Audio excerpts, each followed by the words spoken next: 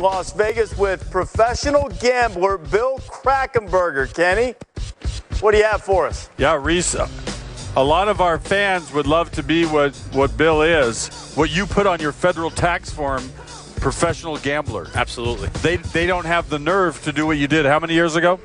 25 years ago, I actually started this and moved out to Vegas 13 years ago. Did you have to flip a coin between Atlantic City, Reno, and Vegas, or was Vegas always? I was hoping Atlantic City, got gambling. Closer to home? Yeah, but we're in the sunshine today and they're in the snow. So some people don't quite believe that because, a lot of people have action on games. They like to bet football or whatever their sport is or the tournaments. But you daily get up and industriously look through the sheets and look through the information. Every single morning, by alarm clock. Absolutely, looking down, just like a day trader would look at their stuff. I look at my basketball stuff this time of the year the same exact way. Football season, the same exact thing. And if you've done it for this long, it must be going okay. Very well.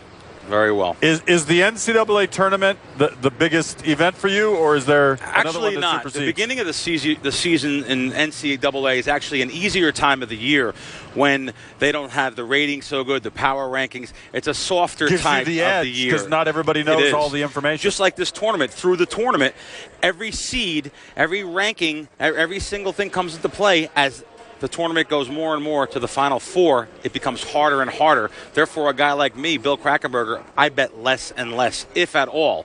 I bet this to put food on my table. I don't bet this for any fun or entertainment or to have action. That's not me. All right. Do you have a general theory about how to run a bracket, how to fill out a bracket? Yes. I've never done it because there's not any money in the brackets, but I am doing it this year, the ESPN Tournament Challenge. I am going to do it because there's some great prizes I've seen there, and it's a fantastic thing to do. I mean, they're giving the Maui Gym tickets away. They're giving 10,000 gift cards away and gift cards.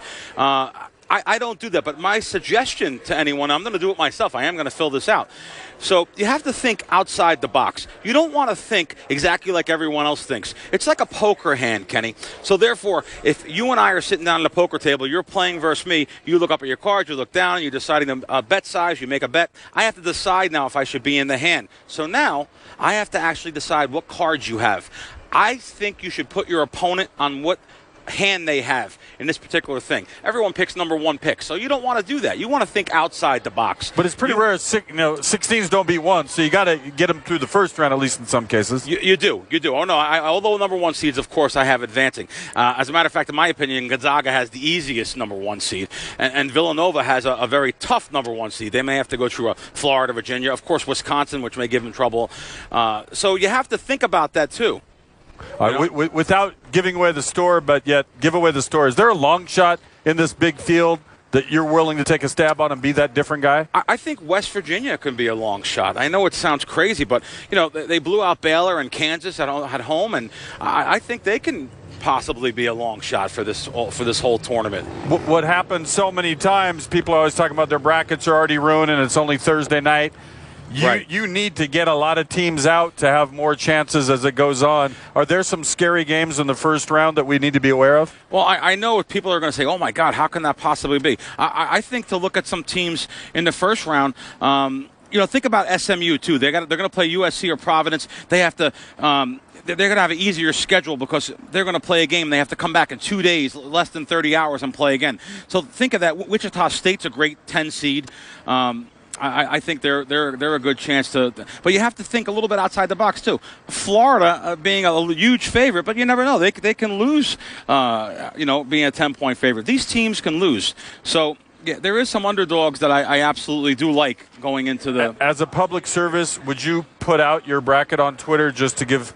Sure. Are you looking at this very competitively? I'm actually going to. And right. My number one thing out of all of this, though, number one, I like UNC Wilmington. I think they may have a little bit of an upset there first round. They're like 8-point underdogs. East Tennessee State, 10.5 points. They're great underdogs. I have Northern Kentucky beating Kentucky. That's a tough one. That's a lot of points involved. I'm just taking wild stabs.